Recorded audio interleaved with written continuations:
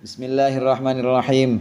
Qala al-musannifu rahimahullah wa nafa'ana bihi wa bi ulumihi fid dharain amin.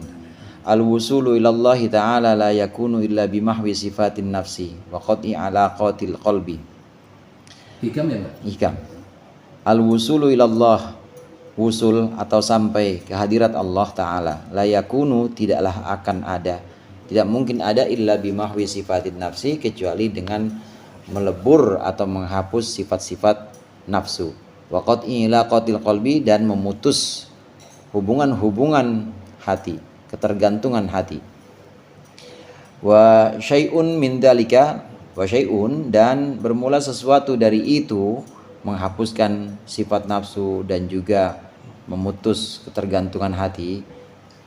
Itulah yutasawwaru minal abdi, tidak bisa digambarkan, tidak bisa diupayakan minal abdi, dari hamba, min haitsu huwa, dari sisi si hamba sendiri, lianna dzalika tab'uhu, karena sesungguhnya dzalika, karena sesungguhnya sesuatu itu, nafsu dan juga ketergantungan hati itu tab'uhu, memang tabiatnya hamba, wajibillatuhu, dan karakternya hamba.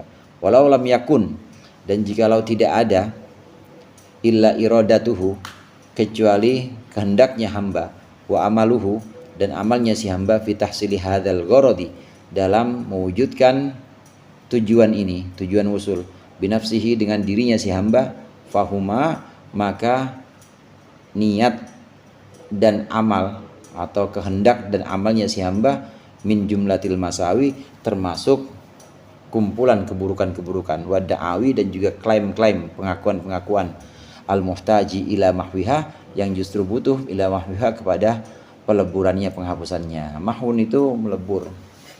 Ini menjelaskan makalah Syekh Ibnu Athaillah yang sebelumnya. Beliau mengatakan bahwa engkau tidak akan sampai, engkau tidak akan wusul kepada Allah kecuali setelah menghilangkan semua keburukan-keburukan dan klaim-klaim keakuanmu.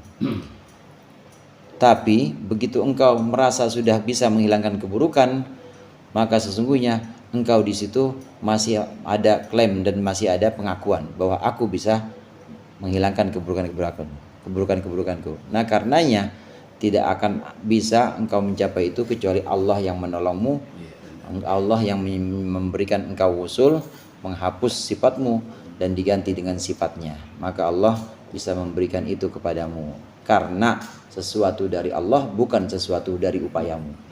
Ini menjelaskan makalah ini. Maka syarih atau yang mensyarahkan Syekh Ibnu Abbad ini menyebutkan usul itu sebuah kondisi di mana seorang hamba sudah sampai ke hadirat Allah. Jadi sudah lebih lanjut dibanding salik. Salik, orang yang berjalan menuju Allah, bisa dengan amalan-amalannya, riyadhah-riyadhah seperti puasa, zikir, dan lain sebagainya, salik namanya. Bisa juga dengan menata hati seperti ikhlas, ridho, tawakal, itu namanya salik. Menghilangkan sifat-sifat yang buruk seperti riya, ujub, takabur, itu dihilangkan. Tapi belum sampai kepada hadirat Allah, namanya salik. Nah, untuk mencapai hadirat Allah yang disebut dengan wusul ini, maka ada makom-makom atau ada stasiun-stasiun, ada satu persinggahan-persinggahan yang harus dilewati. Di antaranya menghilangkan hawa nafsu juga. Dan persinggahan-persinggahan itu tidak akan bisa terwujud atau tidak akan bisa dicapai kecuali dengan menghilangkan sifat hawa nafsu dan juga ketergantungan hati. Nah, yang perlu kita ketahui di sini, yang namanya manusia pasti hatinya tergantung kepada sesuatu. Begitu juga nafsu itu sendiri, itu bagian dari manusia, nggak bakal bisa dihilangkan. Nafsu, saya beberapa kali menjelaskan nafsu itu yang paling gampang, nafsu syahwat. Nafsu syahwat itu isinya perut sama kelamin, nafsu syahwat. Nah, selain nafsu syahwat ada nafsu lain. Ada nafsu seperti kehormatan, pengen dihormatin sama orang, atau ujub, sombong, kemudian pengen ditakutin sama orang, pengen nguasain. Saya gimana sih ya? Wan nafsu katifli intuh milhu syabba ala, itu bukan. Iya, kalau nggak salah itu yang. Iya, Yang itu mungkin jangan seperti kayak mau nete aja gitu. iya. Gitu. Bingung kalau ngomong gitu. Udah gitu penjelasannya. Yang namanya nafsu itu begitu. Ini nafsu itu sendiri memang sudah Allah install dalam diri kita. Begitu juga hati yang selalu tergantung. Nah, kalau kita sekalipun kita bisa menghapuskan nafsu kita udah puasa, udah nggak ngopenin urusan-urusan perut dan urusan kelamin misalnya, kemudian hati udah benar-benar hilang dari ketergantungan apapun selain kepada Allah. Nah, kemudian di situ sampai kita merasa bahwa aku berhasil menundukkan hawa nafsuku, aku berhasil membebaskan hatiku dari ketergantungan kepada selain Allah. Nah, akunya ini yang bahaya. Nah, akunya inilah yang tadi disebutkan oleh penjelas atau oleh syarih di sini, tidak akan bisa seseorang wusul atau sampai kepada Allah dengan upayanya sendiri. Bahwa dia berupaya, aku menghilangkan nafsu, aku menghilangkan tergantungan hati kepada selain Allah. Selama dia masih ada upaya aku, maka tidak akan berhasil.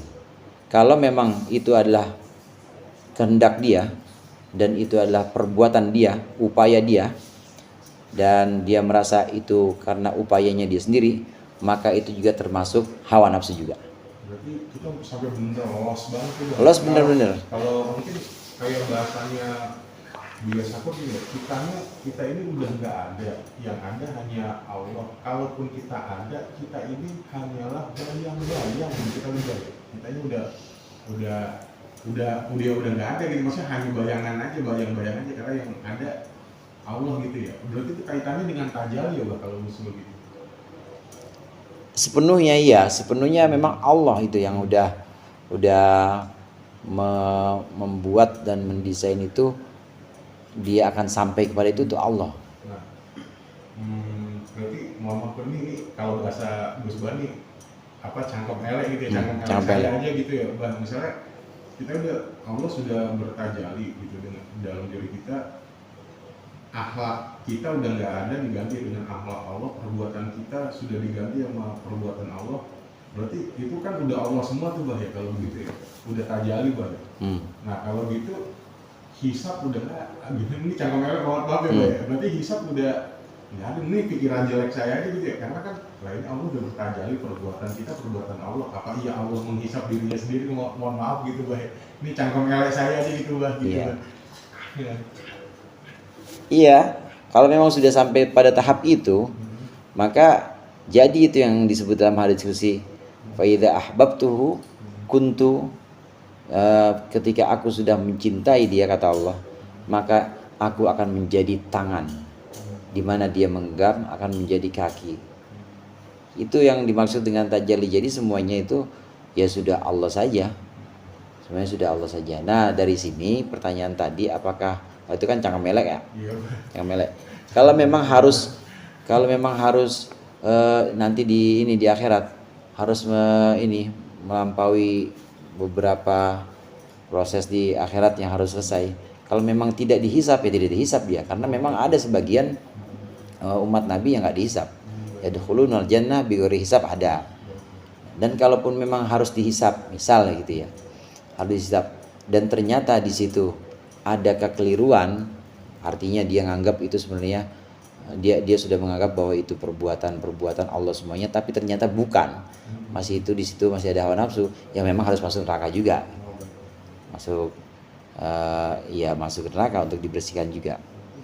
Jadi benar-benar tanpa hisab, karena memang itu 450 hasbunallah.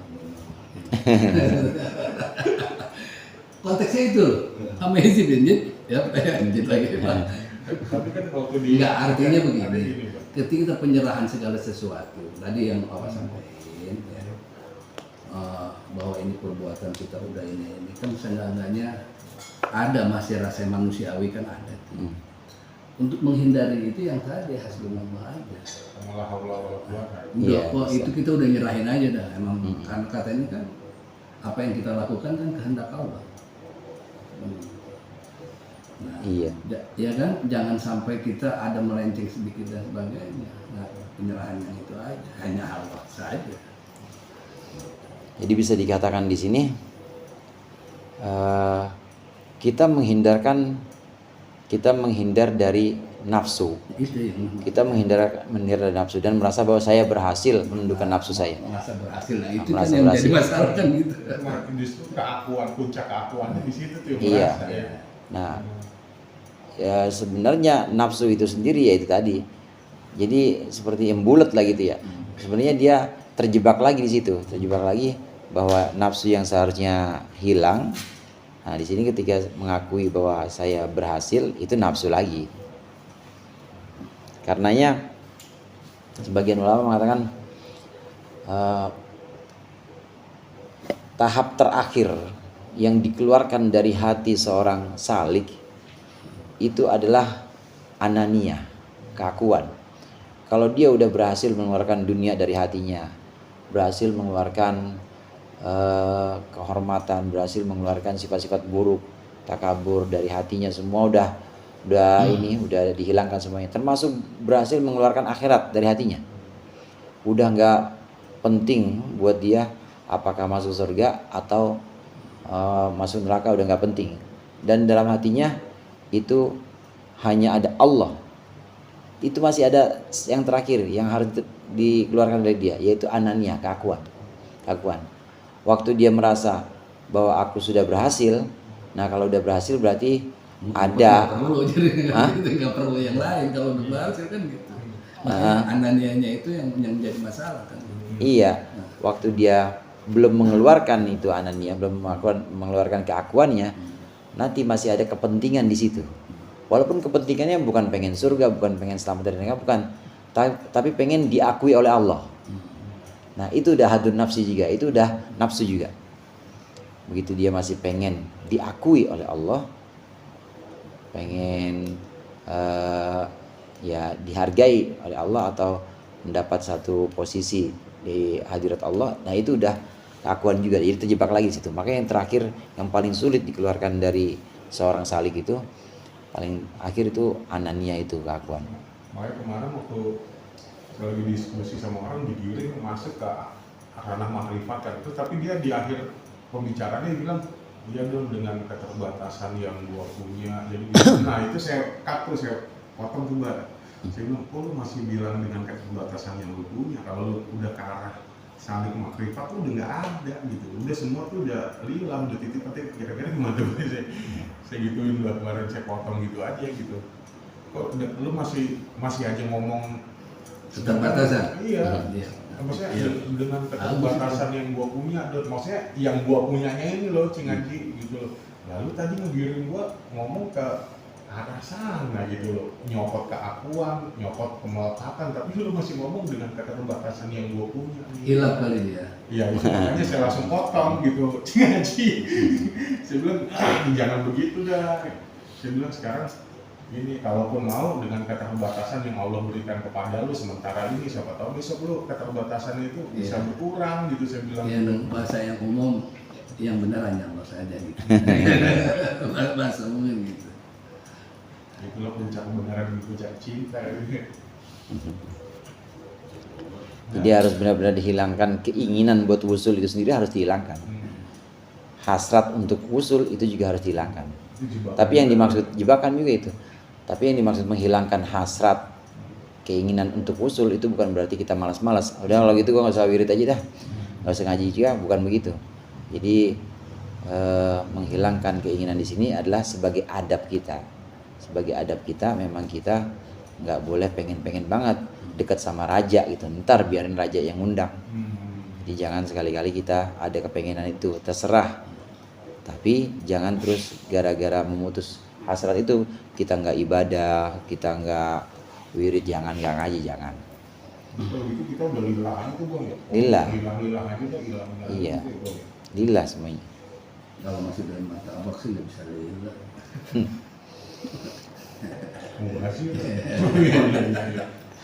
Qala Sayyidi Abul Hasan Al-Mursi wallahu a'lam bishawab. Al-Fatihah.